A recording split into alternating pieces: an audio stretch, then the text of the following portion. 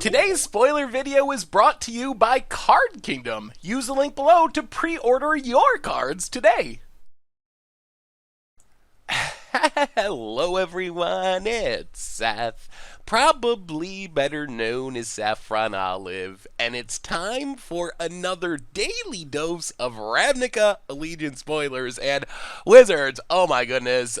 So since yesterday, we had a few cards to talk about, it was sweet, but it seems like in the last 18 hours or something, we've gotten like half the mythics of the set. So we have a whole pile of mythics, a bunch of planeswalkers, some sweet lower rarity stuff. It's just overwhelmingly massive, super sweet spoiler day, which means we should probably jump right into it, or this video is going to end up being like an hour long, and you probably don't want an hour long spoiler review video. So anyway, a quick reminder before we break down our daily Ravnica Allegiance spoilers. If you enjoy this video, it would be amazing of you if you could take a second, click that subscribe button down at the bottom of your screen. It's a great way to support the channel and the site for free. So let's talk some new Ravnica Allegiance cards, starting off with not one but two planeswalkers revealed since yesterday. First off, Dovan Donovan is back. Dovan Grand Arbiter, a 3-mana version of Planeswalker Dovan Bond. And this one is pretty interesting. So 3 mana, 3 loyalty, +1 until end of turn. Whenever a creature you control deals combat damage to a player, you put a loyalty counter on Dovan Grand Arbiter. So a way you can boost the loyalty pretty quickly. -1, you can make a Thopter and also gain a life. And then -7, you get to search through the top 10 cards of your library, grab 3 and put them in your hand, put the rest on the bottom. So figuring out exactly where Dovan Bond fits is sort of weird. The +1 reminds me a little bit of Gideon, Champion of Justice, one of the worst Gideons, but basically the +1 just gives you a way to add more loyalty. So if you have a bunch of attacking creatures, you can rush up to the -7, which is sort of like a super dig through time. Probably the most interesting ability is the -1 actually. The -1, if you can use it 3 turns in a row, it's basically like a really slow spectral procession that also gains you some life, and that's a pretty powerful card. Even just like 3 mana, make 3 1/1s, gain 3 life across 3 turns. That might be good enough for Dovan to see play all by itself. So the bad news for Dovan is the +1 in particular really reminds me of Jace Cunning Castaway. There's this old adage about 3-mana planeswalkers that say, oh, they always are better than they look, they always see play, but Jace Cunning Castaway kind of disproved that theory by just not really ever working out. And the fact that the +1 on Dovan really needs a bunch of creatures on the battlefield to be good sort of puts it in this awkward place and kind of limits the places where you want to play it. You don't want to necessarily play this in just a hardcore control deck without any other threats, because then you're not really going to be maximizing that +1 ability. I mean, maybe it would still be fine just to make the Thopters. However, on the other hand, the reason I'm super excited for Dovan is we have some really good artifact planeswalkers and payoffs in the format right now. A curve of Dovan into Karn, into Tezzeret Artifice Master, that just seems cookie cutter design to be a good standard deck. Not to mention stuff like Psy Master Thopterus to make a bunch of tokens to support Dovan and get to the -7 more quickly, to dig through our deck to find our Tezzerets and our Karns and just make super huge synergistic Karn-struck tokens and beat our opponent down and draw cards with Tezzeret. So I'm really excited for the potential of like a Dovan artifact-based control deck, thanks to the other planeswalkers we already have in the format and just the powerful early game artifacts that work really well with the strategy. The treasure maps, Azur's Gateways,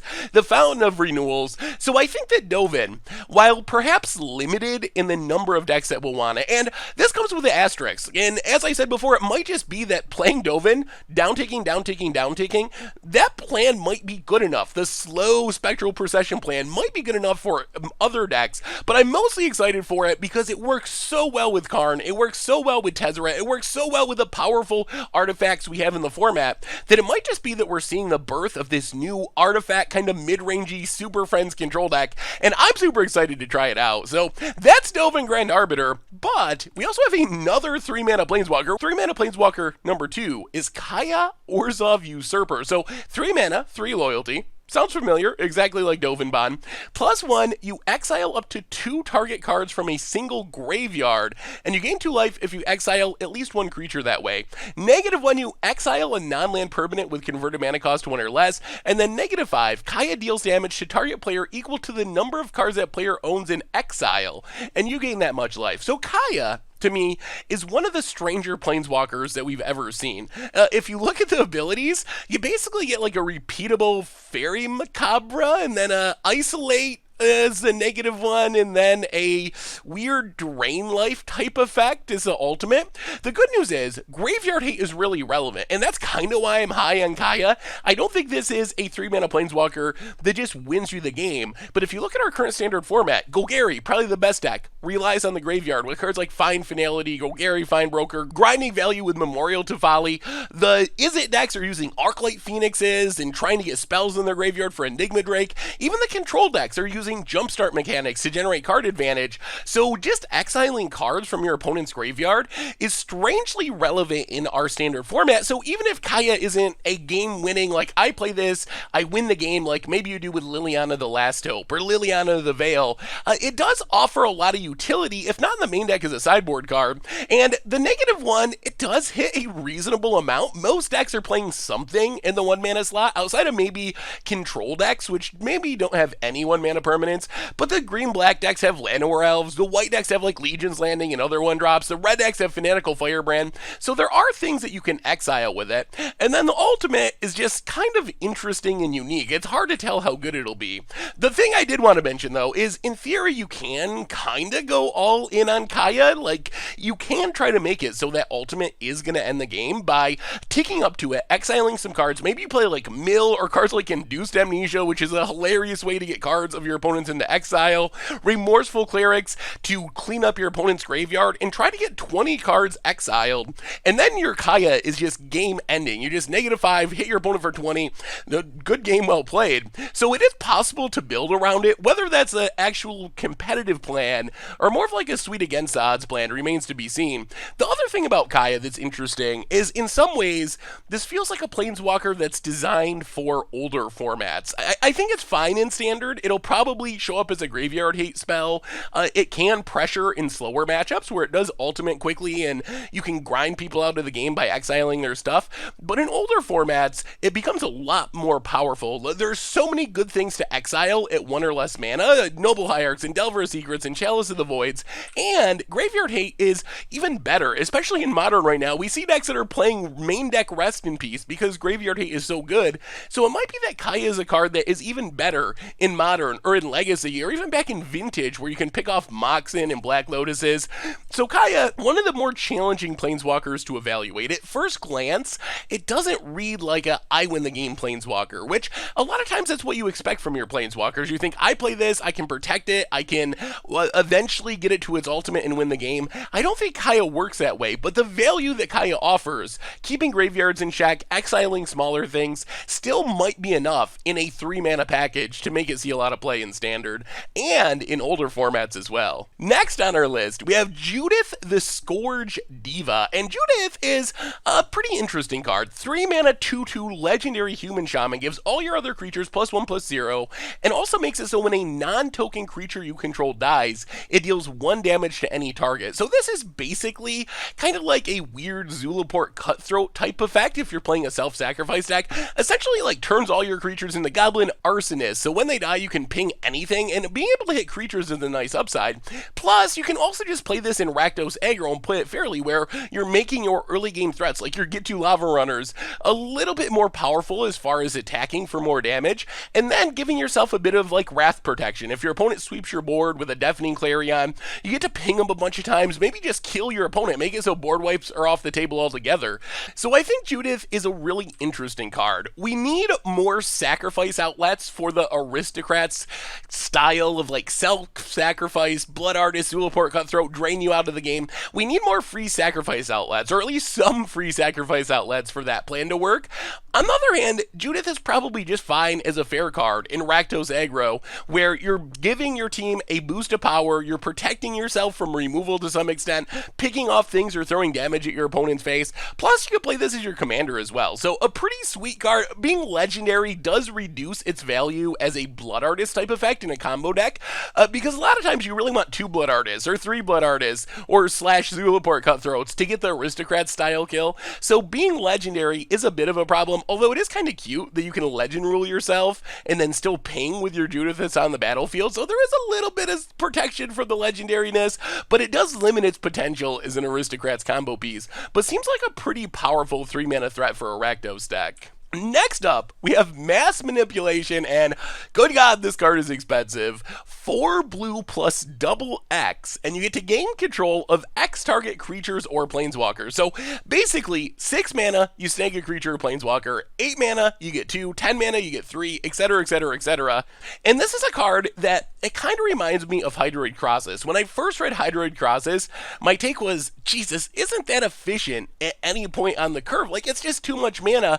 But it might be that that's the theme of Simic, and that Wizards knows more than we do, and maybe we're going to just have a ton of insane ramp to make these really expensive Simic cards a lot more playable. So with Mass Manipulation, it doesn't really get good until you get to 8 mana. At 6 mana, I guess it's okay, but at 6 mana, we already have Embolus's Clutches, which steals a permanent, so creature or planeswalker or other things for 6 mana, and Embolus's Clutches haven't really seen any significant amount of play in Standard. I guess Mass Manipulation has a bit of an upside because it's a sorcery, so it can't be destroyed by artifact hate, but still, Embolus's Clutches hasn't done much of anything, so I think this is a card that you're really looking to get to at least 8 mana, preferably even 10 mana.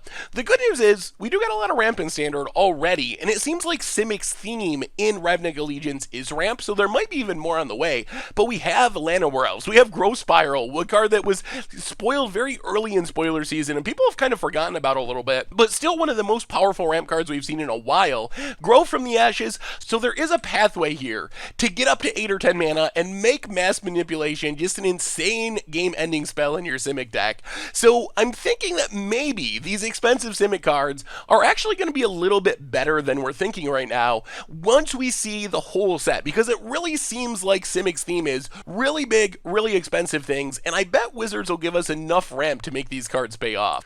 While we have some more mythics to talk about, before we get to them, I gotta talk about Tisa Karloff, which is probably my favorite card that we've seen so far from Ravnica Allegiance. Tisa, it's like a reverse Panharmonicon. It's on a body, it has 4 mana, you get a 2/4 legend, etc., etc., etc. If a creature dying causes a triggered ability on a permanent you control the trigger, you trigger that ability an additional time. So it's literally a Panharmonicon, but for creatures dying rather than creatures entering the battlefield. Also gives creature tokens, vigilance, lifelink, whatever. I don't care about that. I want to double up death triggers. So Tisa is a card I'm super excited about. I love Panharmonicon more than just about anything in Magic, and I also love self-sacrifice aristocrat style decks. So having a Panharmonicon for self-sacrifice death style decks is super exciting to me. I think we're gonna have to wait and see what pieces there are. It feels very much like Panharmonicon. There is a drawback of it dying to creature removal, but still, I think it's good enough, and we already have some pretty sweet options in the Standard format, like a Lend of the Dusk Rose. Imagine all the tokens you can make with a Tisa out. Poison Tip Archer, doubling up the life loss. Concave Cavaliers, it dies, you get 4 2/2 White Elf Knight tokens with Vigilance. That's a lot of value, and remember, Tisa, much like Panharmonicon, doesn't just trigger off creatures dying, but creatures dying triggering something, which means Open the Graves is going to give you double the amount of zombies. Revel in Riches is going to give you double the amount of treasure and get twice as close to winning the game with Revel in Riches. Judith is going to do 2 damage to any target rather than just 1. So there's tons of tricks you can do, and I'm hoping that we see even more. And this doesn't even include the Afterlife mechanic, which is kind of built for it. You get twice as many tokens with Afterlife. So I think that Tisa is one of the sweetest cards to build build around in Standard. I'm hoping we see more support for it. I think there's probably some sweet Modern things as well. Also worth mentioning, this is a spectacular commander. It is legendary, and you have some awesome things you can double up in the commander format. Ashen Riders, Massacre Worms, Kakusho the Evening Star, so many sweet death things. So I'm super excited for Tisa, and I'm going to stop rambling on about it. I expect I will probably be writing a whole article about it and the different things you can do. If you have some other ideas for combos or what you can do with it in Modern, I didn't have time to look through the entire Modern format for death triggers yet. I'm sure there's some sweet payoffs in Modern as well. So let me know in the comments if you have some sweet Tisa Karloff ideas. Back to our mythics, we also got Ravager Worm, which is pretty big. So 6 mana in the Gruul colors. It has Riot, so it either enters with a +1/+1 counter on it, or it enters with haste. So basically, you get a 4/5 with haste, or you get a 5/6 thanks to the +1/+1 counter. And when it enters the battlefield, you get to choose up to one option. You can have Ravager Worm fight a creature you don't control, or you can destroy target land with an activated ability that isn't a mana ability. So Ravager Worm, it looks like a pretty powerful card to me. Against aggro decks, you basically get to play this, kill basically anything your opponent would have on their side of the battlefield in a lot of matchups, and maybe even have a hasty attacker to get in damage, pressure a planeswalker, and then against control, you have the second ability, which makes Ravager Worm a lot more main deck playable. If it was just fighting a creature, it might not be worth it for the control matchups, although a big hasty threat is still fine, but being able to blow up an Iskanta the Sunken Ruins, or blow up a treasure map, is a nice upside, nice protection for the flip lands. This said, there is one big problem, and Ravager Worm, it might just be worse than Carnage Tyrant. We've seen Carnage Tyrant, thanks to Trample and Hexproof and just the absurdly big body, develop into one of the best cards in Standard, and it might be that Ravager Worm is great, but it's just not quite Carnage Tyrant great, and you can only play so many 6-drops, so it might be that we don't see that many Ravager Worms just because Carnage Tyrant is such an absurdly strong threat in Standard. Still, Ravager Worm offers a decent amount of stats. It can be relevant against aggro and against control thanks to the enter the battlefield trigger, and I still think Riot is a really scary ability. Like, having this come down, eat your blocker that you were counting on keeping you alive, and smash you for 4 to win the game is something that could definitely happen pretty commonly in Standard. So I will be interested to see if Ravager Worm can overcome the Carnage Tyrant problem and actually develop into a Standard staple. Finally today, we got a couple of rares worth mentioning. Precognitive Perception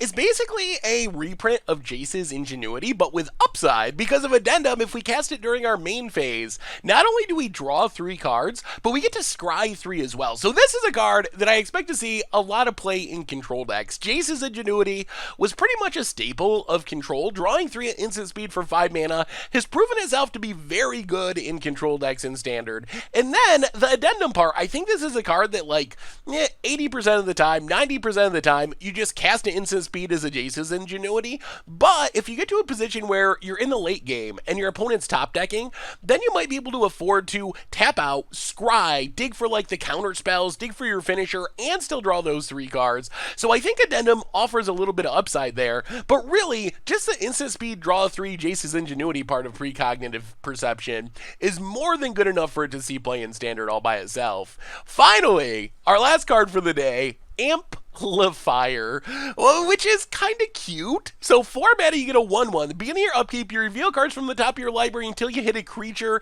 and then until your next turn, Amplifier's base power and toughness becomes twice that card's power and toughness. So basically, let's say you have a Golta is a card that's revealed. Your Amplifier is going to become a 24/24. And Pervious Great Worm, it's going to become a 32/32. So while I think the fact that this is a 4 mana 1/1 that needs to sit on the battlefield for a turn to do anything, and then you still need to get kind of lucky or build around its effect, because if you hit like a Llanowar Elves, it's a 2/2, or even a random explorer creature like Merfolk Branchwalker, it's going to be a 4/4. That's not that exciting. So you got to build around it and get a little bit lucky and have it live. However, you could definitely do some sweet jank, and it could be a great against the odds card where you try to reveal like the Golta and then just thud Amplifier for like 24 damage, or Great Worm for 32 damage. So it's a card that I don't think you'll really see competitive play, but it's a super sweet, flavorful card that you could do some really cool, janky, combo-esque things with. So it's a card I'm glad exists,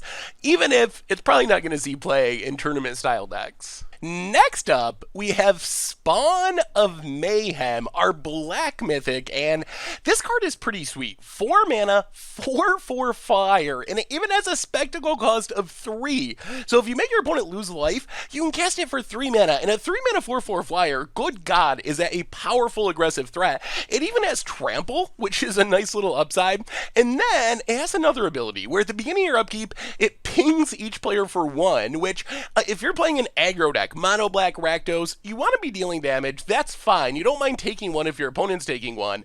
And then if you get under 10 life, you also start growing your Spawn of Mayhem. So you're pinging your opponent and you're making it a 5/5, then a 6/6. So I think Spawn of Mayhem is a pretty pushed card. Like, the stats on it are just really good. If you see former 3 mana 4/4s, you're looking at stuff like Loxodon Smiter, which doesn't even fly and was a standard staple. Illusory Angel, which isn't really 3 mana because you have a pretty big drawback on it. In some sort of aggro deck, you should pretty consistently be able to cast this for 3 mana, hopefully on turn 3, and then it's a massive threat. And then the other thing is, the pinging is actually a pretty big upside. Remember, Spectacle wants you to deal damage to your opponent, and that 1 damage at the beginning of your upkeep means that all of a sudden, all of your Spectacle costs are turned on. Your Rick's Modry Reveler can come down and draw you a bunch of cards, light up the stage for 1 mana. So this is not only a big threat on its own, it's a great enabler for other Spectacle cards. Plus, even if you're not playing many Spectacle cards, like I said, the damage is something you want in an aggro deck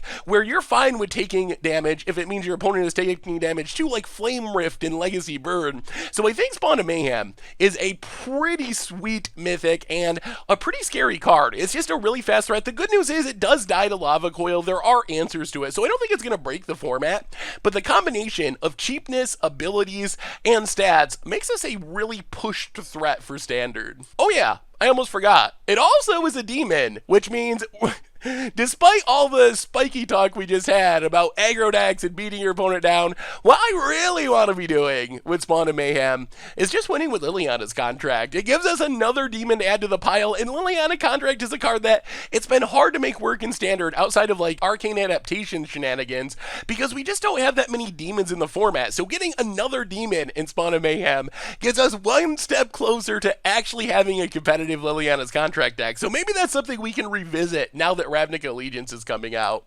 Finally, we got Skargan Hellkite, yet another mythic on the day, and this one is a pretty spiky card. So 5 mana, 4/4 flying, it has Riot, so you get a 4/4 flyer with haste, or you get a 5/5 flyer without haste, and if it has a +1/+1 counter on it, so if you choose to not give it haste, basically, it has an ability where you can pay 4 to deal 2 damage divided as you choose among 1 or 2 targets.